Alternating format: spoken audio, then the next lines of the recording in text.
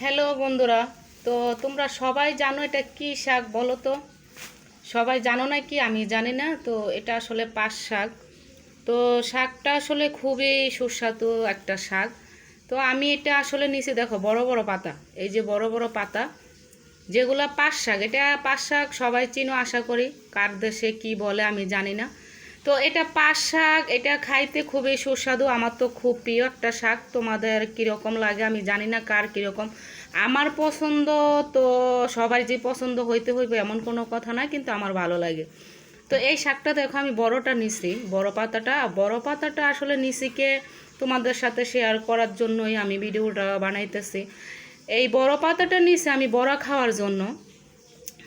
বড় পাতাটা নিছি আমি বড় খাওয়ার জন্য। এটা বড়া অনেক স্বাদ, এই পাট শাকের বড়া অনেক স্বাদ।